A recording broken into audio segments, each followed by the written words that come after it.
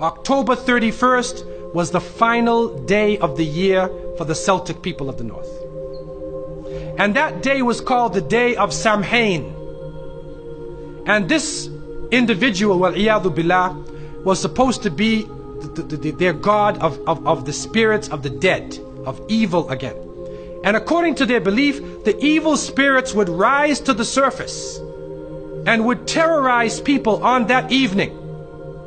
And on that evening, if you did something wrong to a person, they'd come back to get you on that night. So some people would put on a disguise, so you couldn't recognize them on October 31st on that evening, and then they would be safe. Also, they would burn fires. Now the only thing we find left of that is the jack-o'-lantern that they will put inside of their window, made from the pumpkin. What actually happened in Europe is that the church moved All Saints' Day, a day for the saints. They moved it from May 13th to November 1st in 1834 AD.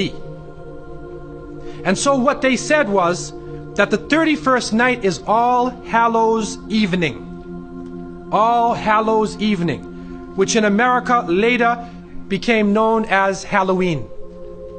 Halloween. And they depict the forces of evil. What is happening now is that the children put on disguises. They dress as little devils, little witches, as goblins, vampires, anything evil, and they go out. And now with the new American way, they do trick-or-treat. And they come to your house asking for food. And some Muslims, they send their little children and they're in little disguises. How are you going to dress and go out there? As little devils, little shayateen. And so to send a Muslim child out to trick-or-treat is a demeaning, lowering thing. You're asking them to beg people for food.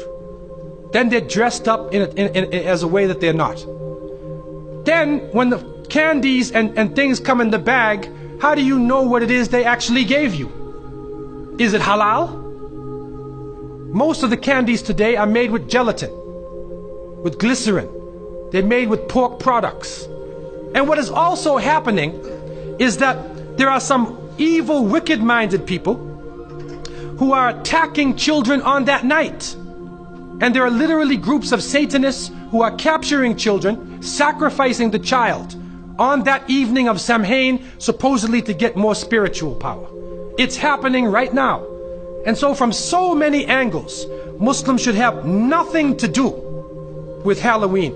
And it is important for Muslims to have basira, that they should have the insight to look through affairs and do not just blindly follow. The Prophet, peace be upon him, said, you will follow them.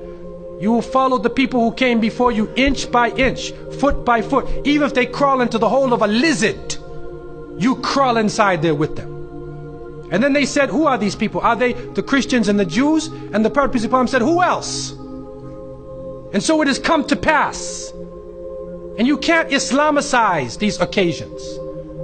You can't use Arabic names and Islamic symbols to make it halal.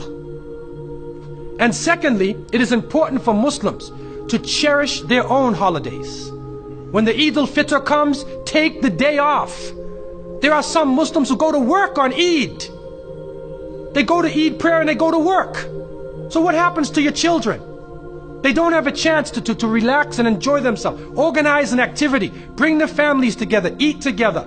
Do things together. Remember Allah subhanahu wa ta'ala together. Make it a happy occasion for them. They will remember their Eids.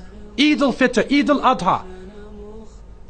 If they don't, then they get involved in Christmas, in Easter, in Halloween, where even in the Christian tradition now, it is confusing.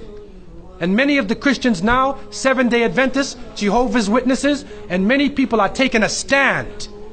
And they're saying we do not want to follow the pagan religion.